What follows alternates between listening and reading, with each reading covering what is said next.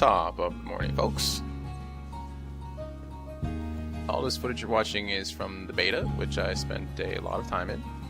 Almost all of that time was spent on the Crossbow class. So I figured I would share the little things that I found useful to know.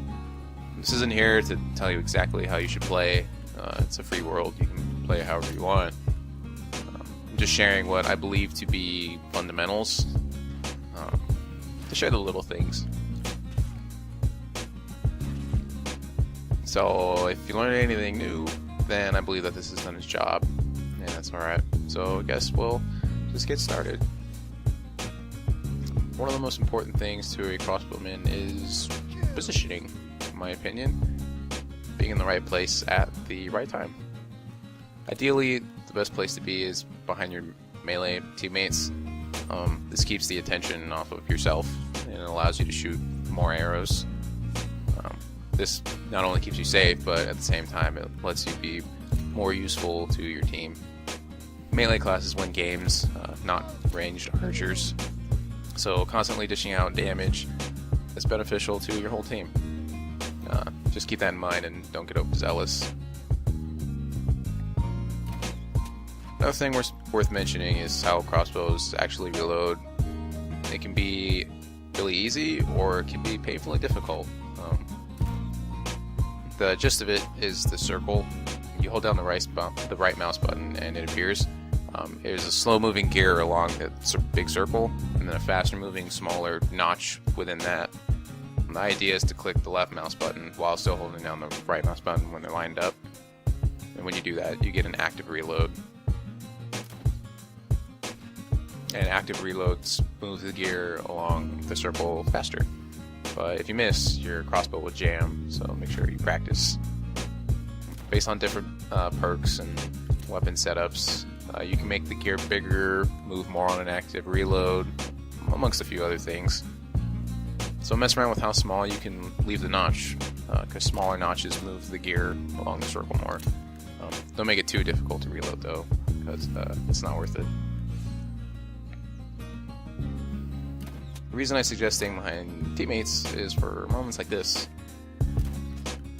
There's these huge mobs created when melee players are fighting each other, and you want to spam arrows into those groups. You can get easy kills and easy assists, and the other team's melee guys won't bother you because they can. And don't worry about hitting your teammates. When you hit a teammate, it does reduced damage. Generally it does somewhere between 2 to 6 damage, unless it's a headshot, then you really will hurt them. But 2 to 6 damage is not enough damage to change the outcome of a fight. On small maps, you're sometimes kind of forced to get a lot closer to everything. Well, the action, that's good and bad. It definitely makes for some easier shots, but your presence is a bit more obvious to the enemy.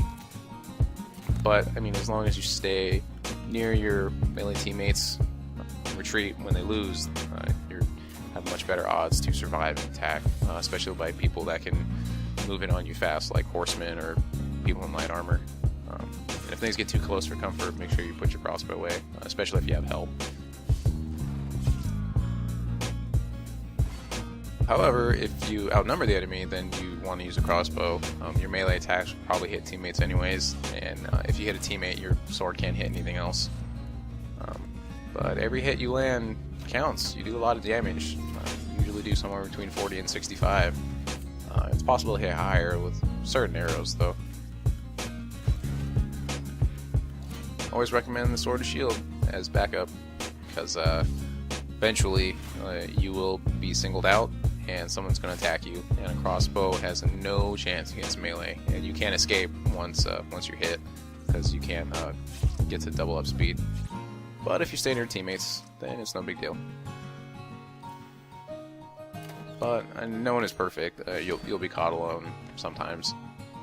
Sword and shield is great for ambushes by lone wolf guys like this one.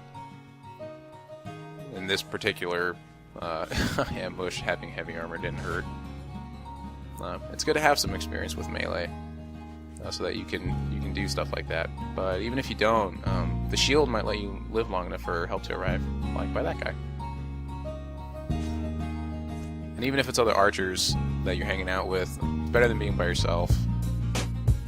If you go down, you can always get picked up, so there's no need to worry.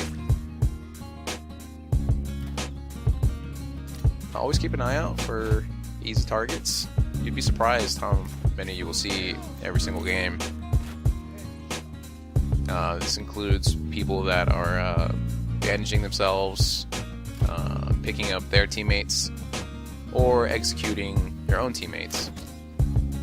All those things put players in very long animations, and they can't move while they're doing them.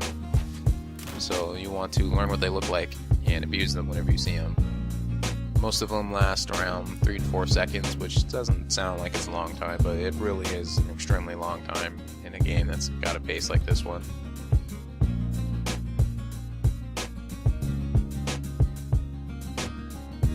In my opinion, crossbowmen are more of a supportive class. Really good at taking out key targets and other archers that don't have cover. But yeah, key targets like someone by themselves capturing a flag or contesting one. And crossbowmen get a lot of assists too. Typically, you won't score the most points. You'll finish on the front page pretty frequently though.